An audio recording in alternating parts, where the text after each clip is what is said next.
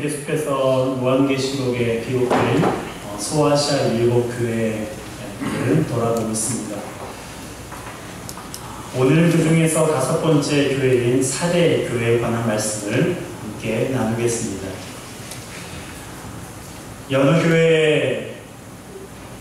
교회는 교회와 마찬가지로 우리 주님은 사대 교회에도 자신을 소개하셨습니다. 사대 교회에는 자신을 가리켜서 7영과 7표를 가진 이라고 계시하고 계시는데요. 우리 1절 상반절 말씀을 함께 읽겠습니다. 시작. 사대교회 사자에게 편지하라. 하나님의 운명과 7표를 가지시니가 이르시되 아멘. 자, 성경에서 7은 완전수라고 말합니다. 따라서 하나님의 7영은 성령을 가리키고요, 7별은 교회를 보호하고 책임져야 하는 천사 혹은 목회자를 가리킵니다. 주님은 성령과 천사 혹은 목회자의 역할을 가진 이라고 자신을 계시하고 있는 것입니다. 이것은 생명을 부여하고 살리시며 교회를 지키시는 분이심을 우리에게 말씀하고 있는데요. 주님께서 사대교회에게 자신을 이렇게 소개하신 이유가 있어요. 바로 사대교회가 영적으로 죽어있는 교회였기 때문입니다. 1절 하반절입니다. 함께 있습니다. 내가 내 행위를 아느니 내가 살았다 하는 이름을 가졌으나 죽은 자로다. 주님은 사대교회의 문제점을 진단하셨습니다. 가슴팍에 그분의 청진기를 대고 되어보니까 심장이 뛰질 않는 거예요. 그래서 주님이 진단을 내리셨습니다. 사망. 그것이 사대 교회를 향한 예수님의 진단이셨습니다. 아이러니하게도 사대라는 이름의 뜻은요, 명성 혹은 평판이라는 뜻입니다. 즉, 사대교회가 과거에는 평판과 명성을 가진 교회였지만 지금은 죽은 교회라는 거예요. 사실 사대교회는 난공불락의 완벽한 안전지대에 세워졌습니다. 소아시아 7교회 중에 이단의 특별한 위협이나 외부의 핍박이 가장 적은 지역이 바로 사대라는 곳이었고, 그곳에 교회가 세워진 거예요. 그럼에도 불구하고 사대교회 성도들은 자신들을 지켜주시고 자신들에게 부를 주신 그 하나님 앞에 감사한 것이 아니라 부와 안전을 누리면서 동시에 문화나 주변 환경과 타협함으로 생명력을 잃어버리게 된 것입니다. 그 결과 7교회 중에 유일하게 책망만 받았던 교회가 되어버린 거예요.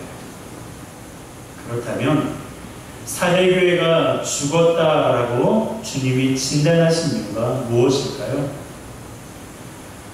그것은 사대교회의 행위 때문입니다. 오늘 본문에 보게 되면 행위라는 말이 2번 기록되어 있는데 이들 모두가 부정적인 의미로 기록되어 있어요. 1절에는 내가 너의 행위를 아느니 네가 죽은 자로다 라고 말하고 있고요. 2절에는 내 행위에 온전한 것을 찾지 못하였노니 라고 말씀하고 있습니다. 주님은 사대교회 안에서 행위에 온전한 것을 찾지 못하신 거예요.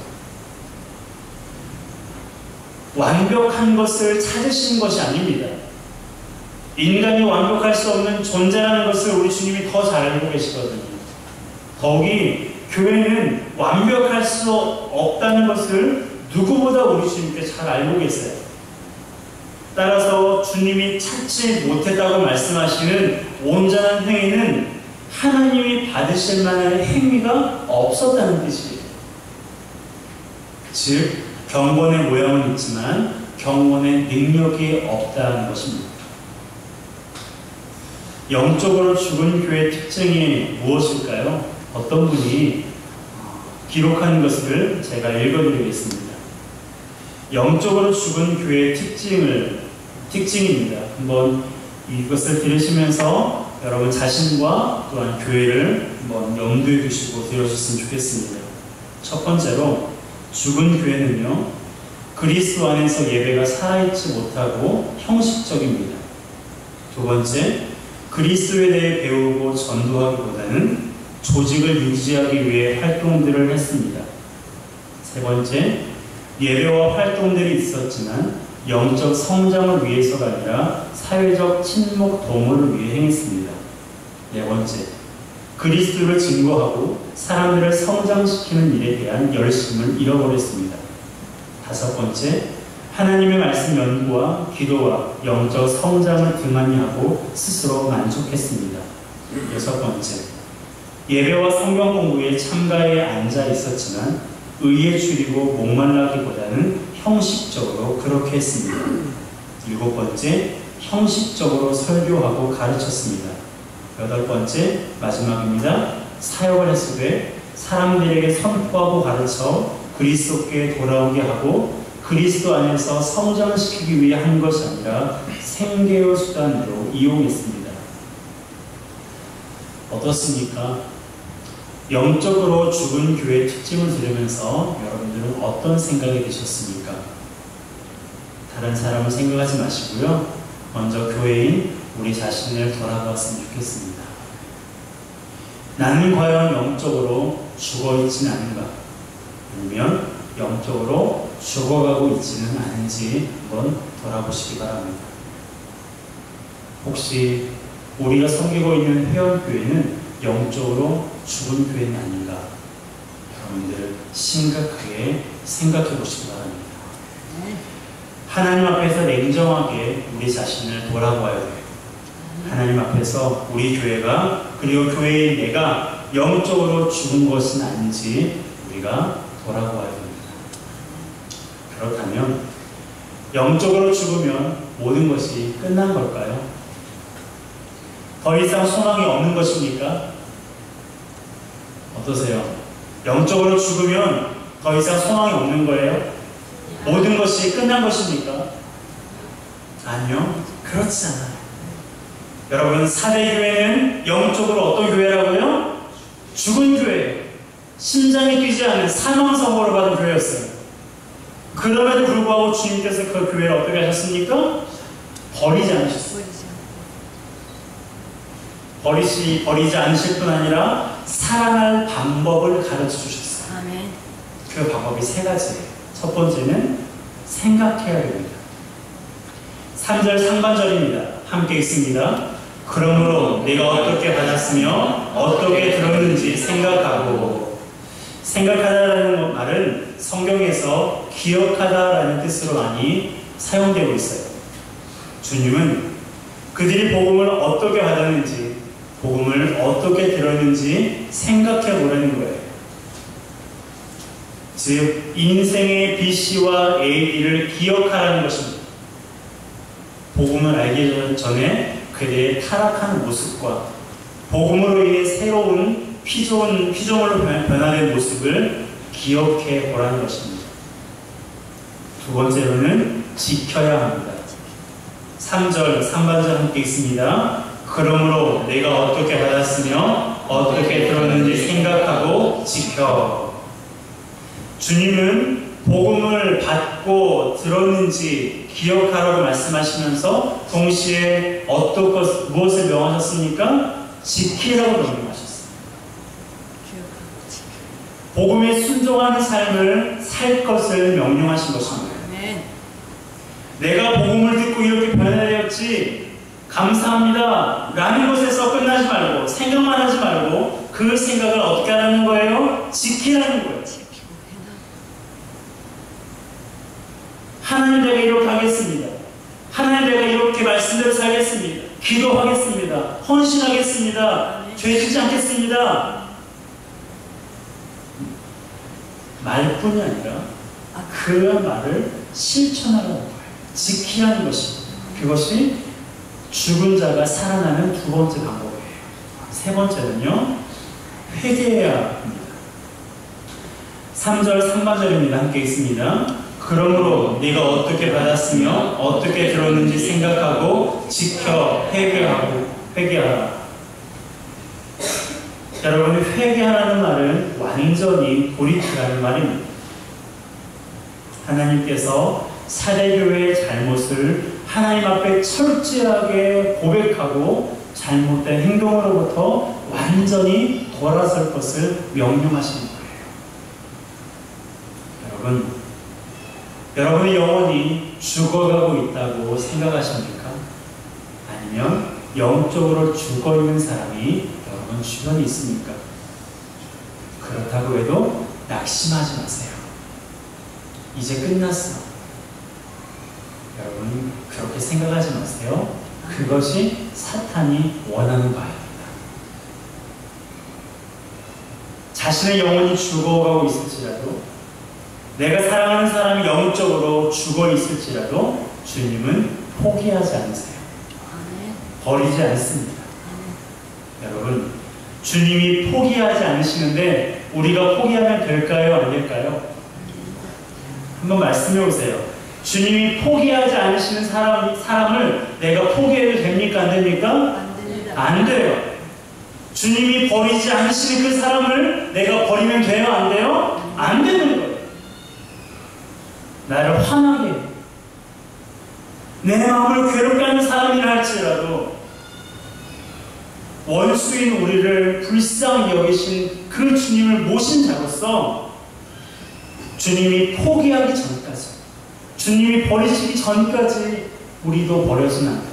우리도 포기해서는 안 됩니다. 주님이 포기하지 않으시는 이유가 무엇입니까? 영적으로 죽어가고 있을지라도 살아날 수 있기 때문입니다. 영적으로 완전히 죽어 있을지라도 살릴 수 있기 때문에 주님께서 포기하지 않으시는 거예요. 그러므로 어떠한 경우에도 낙심하지 말고 복음을 생각하시기 바랍니다. 아멘. 어떤 경우에도 낙심하지 말고 복음을 지키시기 바랍니다. 그리고 자신의 죄를 온전히 회개하시기 바랍니다. 이것이 우리의 영혼이 회복을 누릴 수 있는 유일한 방법입니다. 따라해 봅시다. 생각하라. 지키라. 회개하라. 우리의 죽어있는 영혼, 죽어가고 있는 영혼을 살릴 수 있는 세 가지 방법입니다. 본문은 이것을 한 단어로 표현하고 있습니다. 그것은 바로 일깨다인데요. 2절과 3절에 기록되어 있는 이 말씀은 영어로는 wake up이라고 합니다. 무슨 말이에요? 일어나라는 거예요. 여러분은 오늘 아침에 교회에 오기 위해서 잠에서 깨어난 것처럼 영적으로 깨어있으라는 거예요. 잘 아시는 것처럼 마귀는 성도를 삼키기 위해서 우는 사자처럼 삼킬 자를 찾고 있습니다. 지금이 그러한 시대, 이때 우리가 마귀에게 삼켜지지 않고 도리어 마귀를 대적하기 위해서는 영적으로 깨어있어야 돼요. 영적으로 깨어있기 위해 우리가 할 일은 그분과 매일매일마다 교제하는 거예요. 무엇으로? 말씀과 기도로. 가정에서, 대화가 없는 가정에서 지내는 게 편할까요? 대화가 없는 그 사람과 내가 친밀해질 수 있을까요? 사람도 자주 만나서 얘기도 하고 함께 시간을 보낼 때 친밀해지는 것처럼 우리 주님과도 자주 말씀과 기도로 만날 때에 친밀해지고 그래야 영적으로 깨어있을 수가 있는 것입니다. 이와 같이 주님은 사대교회가 죽었다는 진단을 내렸지만 포기하지 않으시고 살아날 방법을 알려주셨습니다. 그런데 주님이 포기하지 않으신 보다 더 확실한 이유가 있었어요. 그것은 바로 사대교회에 하나님 보시기에 합당한 자들이 몇 명 있었기 때문입니다. 4절입니다. 함께 읽습니다. 그러나 사대의 그 옷을 더럽히지 아니한 자 몇 명이 내게 있어 흰옷을 입고 나와 함께 다니니 그들은 합당한 자인 거니라. 아멘. 자, 사대의 그 옷을 더럽히지 아니한 자가 얼마나 있었어요? 얼마나 있었어요? 많이 있었습니까? 몇 명 있었어요. 몇 명 있었어요. 사대 지역은요, 양모 산업이 발달해서 옷에 대한 관심이 많은 지역이었어요. 때문에 주님께서 옷을 비유해서 영적인 순결을 말씀하신 겁니다. 우리 주님이 재치가 참 많으신 분이에요. 옷을 더럽히지 않았다는 것은 세상에 물들지 않고 순결을 지킨 것을 의미합니다. 혹시 오늘 교회 오실 때 얼룩이 묻어있고 때가 묻어있는 그 옷을 입고 오신 분 계십니까? 혹시 몰라서 입을 수도 있지만 알면서 그것을 아마 오늘 입고 오신 분은 없으리라 생각합니다. 깨끗한 옷을 입고 오신 것처럼 바로 우리 주님은 그 영적인 순결한 자를 찾고 계시는 거예요.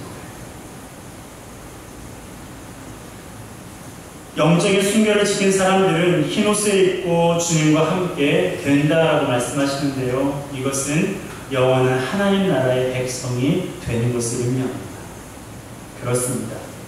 하나님 앞에서 합당한 자들은 영적인 순결을 지킨 사람들이에요. 순결한 사람이란 세상과 타협하지 않고 믿음을 지킨 자입니다. 부와 안전을 누리면서도 믿음에서 멀어지지 않는 사람을 가리켜 영적으로 순결한 사람이라고 말씀하고 있어요.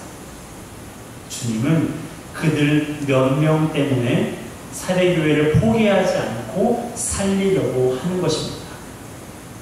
여러분, 많은 사람들이 믿음을 버리고 주님을 떠나고 있어요. 세상과 타협하며 신앙생활을 하고 있고 부와 안전한 생활을 주님 품보다 더 좋아합니다. 이들은 하나님 앞에서 합당한 자들이 아니에요. 이들은 하나님 보시기에 순결을 잃어버린 자들입니다. 이 시간 예배하고 있는 우리 모두가 하나님 앞에서 합당한 자가 되시기를 주님의 이름으로 축복합니다. 아무리 세상이 달콤한 것으로 우리를 유혹한다 할지라도 영적인 순결을 지키는 우리 모두가 되시기를 주님의 이름으로 축복합니다.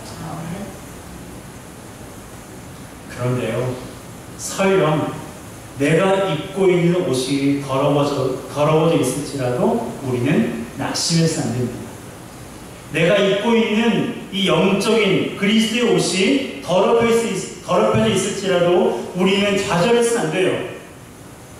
여러분, 옷이 더러우면 어떻게 하면 됩니까? 빨면 돼요. 옷이 더러우면 빨면 됩니다. 우리는 불완전한 존재예요.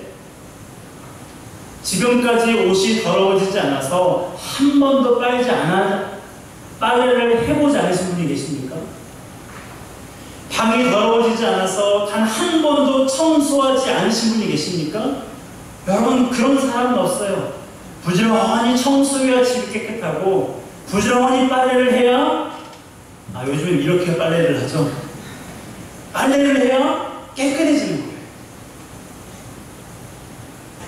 여러분, 옷은 더러워지기 마련입니다. 방은 더러워지기 마련이에요. 영적인 순결도 마찬가지예요. 지키지 못할 수도 있어요. 더러워질 수도 있어요. 그럴 수도 있는 존재가 저와 여러분들이에요. 여러분, 그것을 먼저 인정하셔야 돼요. 나는 완벽한 존재가 아니에요. 옆에 있는 성도도 완벽한 존재가 아니에요. 그럴 수 있어요. 더러워질 수 있고 넘어질 수 있고 순결을 잃어버릴 수도 있어요. 하나님의 마음에 합한 사람이었던 다윗도 넘어질 때가 있었습니다. 세상에서 가장 온유한 사람이라고 칭찬받았던 모세도 화가 나서 하나님의 명령을 불복했어요. 예수님의 제자인 베드로는 예수님을 3번이나 부인했고 다른 제자들은 예수님을 버리고 도망가기도 했습니다. 그렇다고 하나님께서 그들을 버리셨나요? 아니잖아요. 하나님은 다윗을 다시 일어나게 하셔서 하나님 나라의 왕국을 견고하게 하셨어요. 모세를 통해 가나안 땅 코앞에까지 백성들을 인도하게 하셨습니다. 주님은 베드로를 찾아가 그 마음을 달래주시며 사명을 주셨고, 다른 제자들에게도 복음의 빚진 자로서 생명을 다해 복음을 전하게 하셨습니다. 여러분, 하나님은 우리가 영적인 순결을 잃어버렸다고 매몰차게 대하시는 분이 아니세요. 우리를 찾아와 주심으로 다시 일으켜 주시는 분이십니다.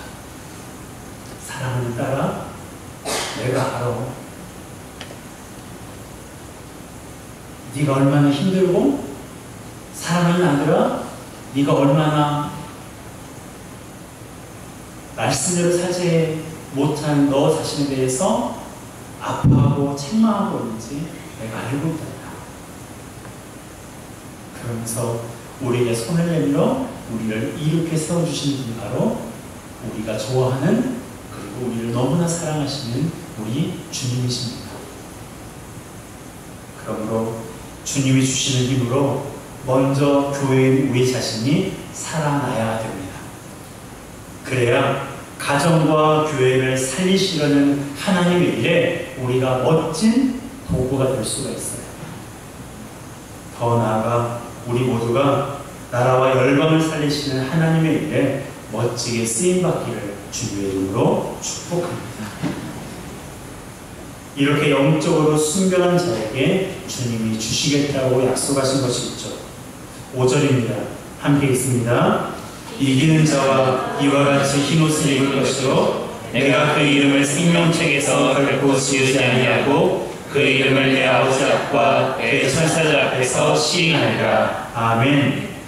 여러분, 때때로 넘어지거나 죽어있을지라도 낙심하지 않고 자신의 모습을 생각하고 지켜 회개하는 자에게 그 이름이 생명책에서 결단코 지워지지 않게 됩니다. 여러분의 이름이 생명책에 기록되어 있음을 확신하십니까? 아직 확신이 없으신 분들은 확신하셔야 돼요. 그 확신하는 믿음을 달라고 기도하셔야 됩니다. 뿐만 아니라 우리 주님께서 하나님 아버지와 천사들 앞에서 우리의 이름을 시인하겠다고, 호명해 주시겠다고 약속하셨어요. 어떤 자에게? 이기는 자에게. 때로는 넘어지고 쓰러져 있지만 그럼에도 불구하고 주님을 의지함으로 다시금 영적인 순결의 삶을 살기로 노력하는 그 자를 주님의 생명책에서 지우지 않으시고 하나님과 하나님 아버지와 천사들 앞에서 우리 이름을 호명해 주시겠다는 거예요. 하나님 아버지께서 이렇게 불러주시겠죠. 이성준 불러주시겠죠. 최진희라고 주님께서 부르실 거예요. 또 누구 이름 불러볼까요? 오랜만에 온 하영이, 이하영.